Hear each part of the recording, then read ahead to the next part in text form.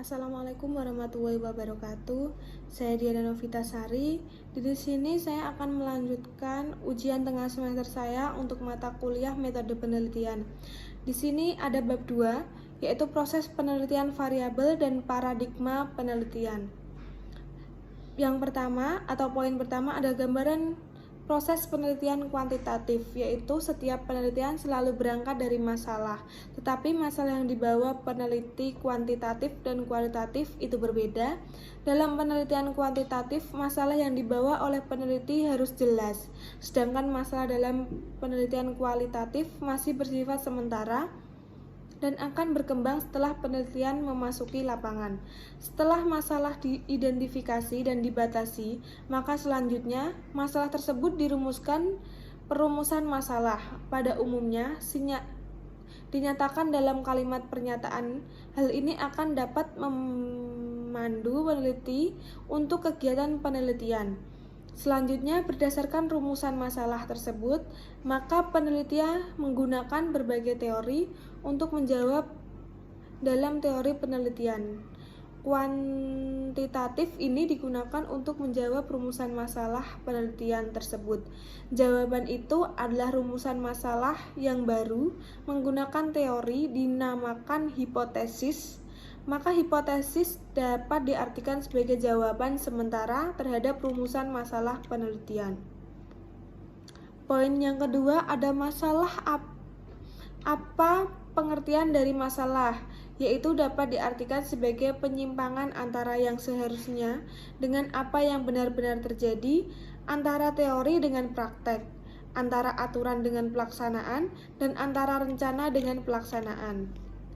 Poin yang ketiga, sebuah masalah muncul itu sebabnya ada 4 hal. Yang pertama, terdapat penyimpangan antara pengalaman dengan kenyataan. Sebagai contoh, orang yang biasanya menjadi pemimpin pada bidang pemerintah harus berubah ke bidang bisnis. Hal ini tentu akan menimbulkan masalah. Orang atau kelompok yang biasanya mengelola pemerintah dengan sistem sentralisasi berubah menjadi desentralisasi, maka hal ini bisa memunculkan masalah. Yang kedua, penyimpangan antara apa yang telah direncanakan dengan kenyataan, yaitu suatu rencana yang telah ditetapkan, namun hasilnya tidak sesuai dengan tujuan yang direncanakan.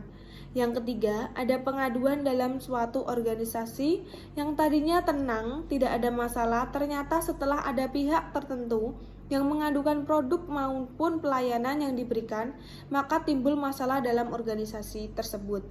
Yang keempat, adanya kompetisi. Dengan banyaknya persaingan atau kompetisi sering dapat menimbulkan masalah besar bila tidak dapat dimanfaatkan untuk kerjasama. Sebagai contoh, perusahaan pos dan giro merasa mempunyai masalah setelah ada biro jasa lain yang menerima titipan surat, titipan barang, dan handphone yang digunakan untuk SMS.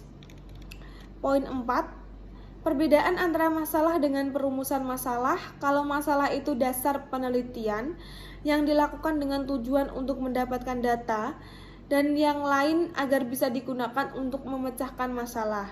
Kalau rumusan masalah yaitu kesenjangan antara yang diharapkan dengan yang terjadi.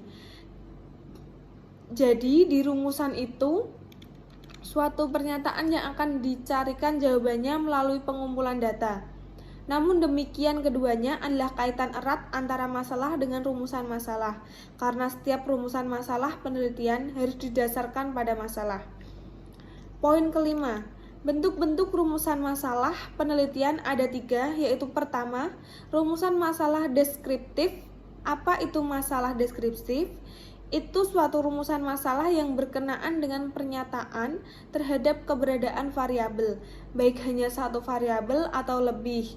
Jadi, dalam penelitian ini, penelitian tidak membuat perbandingan variabel pada sampel lain dan mencari hubungan variabel dengan variabel yang lain. Kedua, rumusan masalah komparatif, yaitu rumusan masalah penelitian yang membandingkan beberapa keberadaan satu variabel atau lebih pada 2 sampel atau lebih yang berbeda dan pada waktu yang berbeda. Yang ketiga, rumusan masalah asosiatif, yaitu suatu rumusan masalah penelitian yang bersifat menanyakan hubungan antara dua variabel atau lebih.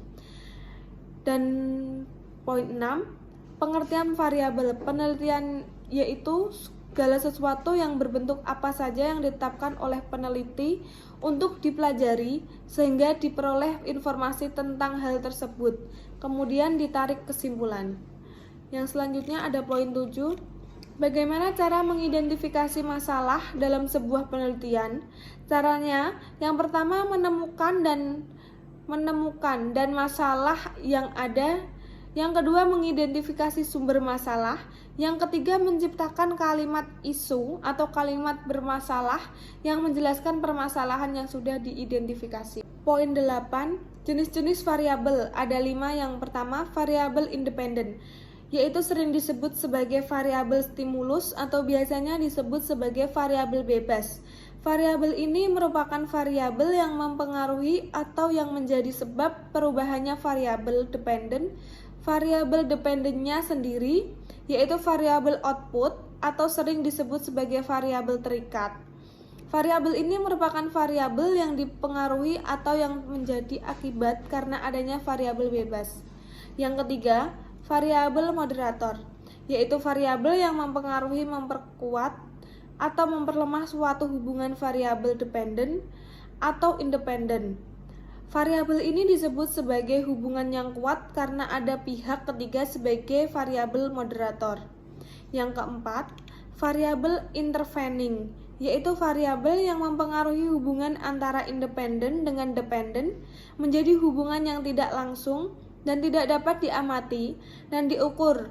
Variabel ini terletak di antara variabel independen dan dependen, sehingga variabel independen tidak langsung mempengaruhi perubahannya atau timbul variabel.